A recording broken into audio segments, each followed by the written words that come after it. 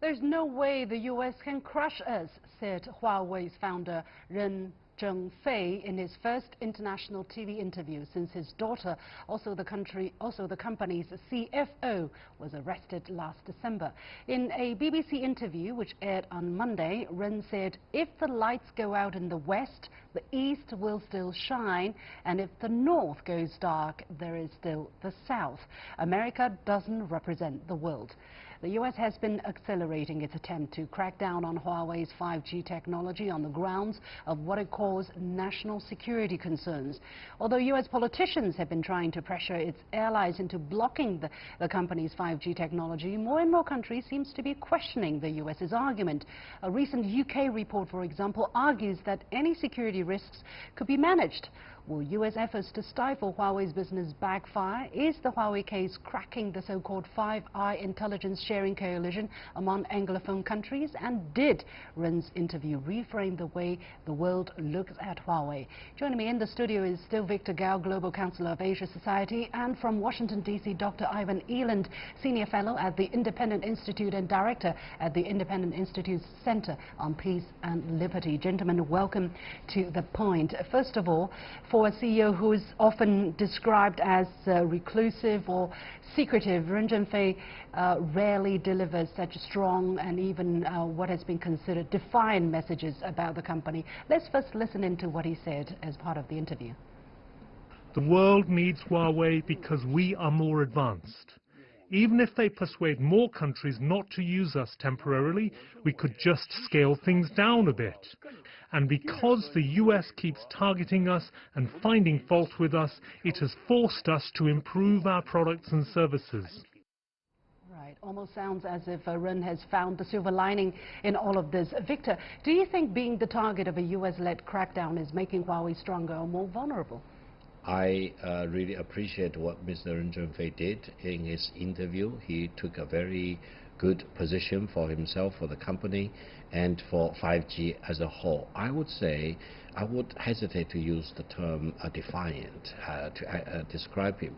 I would say Mr. Ren is very objective. I watched his interview on BBC over many hours on Monday when I was in Oxford University, for example, and I would say fundamentally what the United States is doing against Ren Zhengfei and against Madam Meng Wanzhou is political persecution. Nothing less than that. It's purely political persecution. And according to a CNN poll, the majority of the people being polled also said it's political persecution. So it is not a fair treatment of a company. Whatever problems there are in Huawei, it should be dealt with purely as commercial matters and dealt with according to the law. But the United States is distorting the law, is really using political means to put pressure on Huawei and on China. Their fundamental game is to push out Huawei out of the 5G business, not only in the United States, but all in the Western countries, for example, and hopefully in the whole world. But that goal, as Mr. Ren Zhengfei said, cannot be achieved. Why? Because the largest mobile market and the 5G market will be China. Huawei is a leading company in China, so even if the rest of the world walks away, Huawei will still lead China to be the leading 5G country. And secondly, allow me to add another point. The United States are focused on the backbone of the infrastructure of the 5G. Wrong. Why? Because we are talking about two things. One is the 5G network. The second thing is all the applications to be built on the 5G. So eventually, if the United States continues to do what it is doing to Huawei, US will become a big victim. Why? They will lose out on the 5G network. Okay. They will lose out in terms of the applications of the 5G. So the United States is really doing the really bad political persecution, even, for example, sometimes making itself as a victim. Let me get to our American guest and ask what he thinks of this whole argument that you have made, whether the United States will fall victim to its own policy. Dr. Eland. Well, of course, I'm for free trade and commerce. I think there are legitimate security concerns, but as you mentioned in your lead-up, the UK government, at least an office in the UK government, has said that those security risks are manageable. So I do think that I wouldn't say it's political persecution of China, but I would say that it's Trump attempting to gain leverage with China over other trade matters. You know, the trade war that's going on between the U.S. and China, if you'd like to call it that. So I think it's a case of trying to leverage the arrest of his daughter and also this idea that he might sign an executive order banning Huawei from the U.S., which I think is grossly overreach there. And I think he is trying to use this for protectionist trade policies. And I think that's wrong because I think certainly we need free commerce, free investment, free financial flows. That's what makes countries great. And I think any attempt to stifle that with national security rationale, false national security, or in this case, there's probably some legitimate security concerns, but I think those could probably be managed. But he's done this in other areas of the U.S. He's declared national security for aluminum, steel, and all that kind of stuff. So it's sort of ridiculous.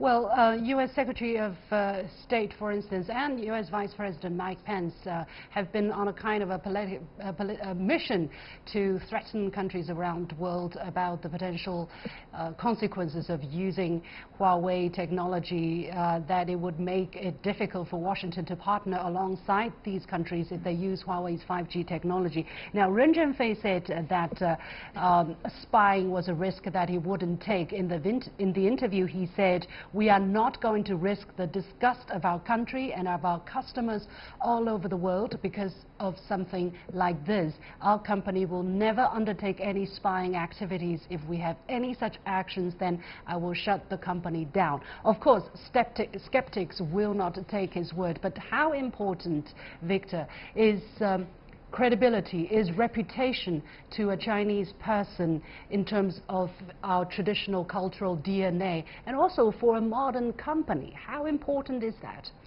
First of all, please allow me to say that, yes, indeed, there are security risks almost in everything we do, in everything we have. And for our global audience, allow me to say, in Chinese cities, for example, if I walk into a shop, a department store, try to buy a big kitchen knife, I need to produce my ID and to be registered. That's Why? true. Because the Chinese government is afraid of certain people with bad intentions using a kitchen knife and to kill innocent people.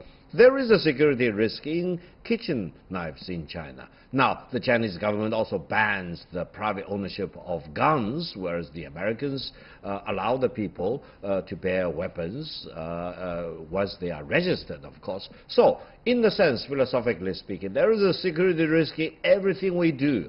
The key issue is how to deal with the issues and the risks. And I think the British government agency really is telling the truth to itself as well as to the whole world.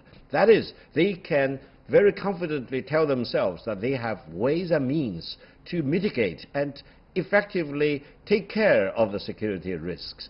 After all, Huawei is not a telecom operator. It will not be the operator to provide services directly to the users, for example. It's an equipment provider. It's the backbone provider. So how can that risk not being taken care of? So I think the American government is telling lies to itself as well as to the rest of the world. And eventually people will stand up and face up with the realities. Dr. Eland, what do you think of the kind of potential risks if Huawei really goes out and lies about its product, about its what it's doing with its product? I mean, that will be catastrophic if a modern company is caught spying on its customers. Well, that doesn't mean it's not going to happen, but I think the concern that's been expressed in the West is that there's a law in China that requires Chinese citizens to help the intelligence services spy. So that's causing. We talked about it problem, yesterday. Sorry, Dr. Eland. In legitimate circles. I'm sorry, Dr. Eland. I just want to interrupt. We talked about that law and the relevant clauses yesterday. It's a little bit more complicated than that little part of the sentence that was taken out of context. I strongly urge all our readers, if you can, go and find out about this law and read exactly what is it. Unfortunately, it is in Chinese, but we talked about it yesterday. We tried to explain that the law doesn't require Chinese telecom companies to spy on behalf of the Chinese government. I think that is a wrong basis for any kind of accusation of potential security risk. Dr. Eland.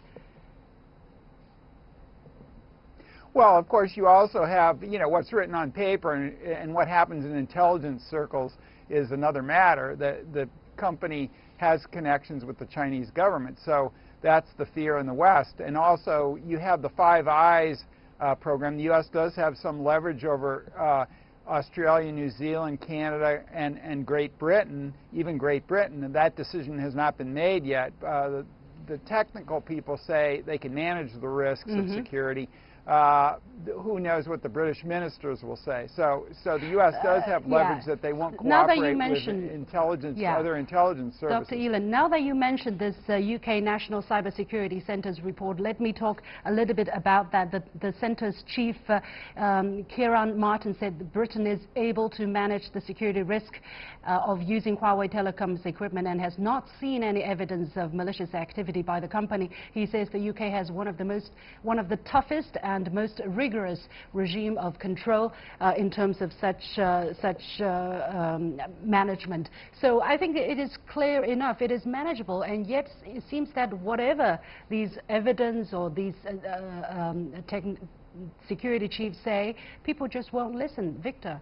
No, I think the better way is to, let's say, bring in the United States, the UK, or all the other countries in the world, as well as China, and companies on the other level of analysis to talk about how to make sure that illegitimate and illegal espionage activities are not taking place on the internet, mostly through 5G operators, for example, and what will be the penalty and what will be the process. And in that case, mankind will be blessed because they want to move forward, they want to have better services. 5G will be the megatrend. 5G is happening in China already. China has already taken the leadership in 5G services, so that eventually all countries, all people will benefit, rather than let me kill one company. But what will be the alternative? I think countries are having second thoughts and are making up their mind. We are hearing the latest, for instance, New Zealand Prime Minister saying on Monday that Huawei could be included in the country's 5G network. If it could mitigate the government security concerns. And Germany has also is also leaning toward including Huawei in its 5G network. We are going to leave it there. A very important subject. Don't have time for more discussion. I thank you very much to my two guests, Victor Gao, Global Councillor of the Asia Society, and Dr. Ivan Eland, Senior Fellow at the Independent Institute and Director of the Institute's Center on Peace and Liberty. And with that, we come to the end of this edition of The Point. With me, Liu Xin, as always. Follow me on Facebook and Twitter using the handle The Point with LX. Download the application called CGTN to watch the show on your mobile devices, or go to YouTube and look for CGTN The Point. Thanks for watching. You've got The Point.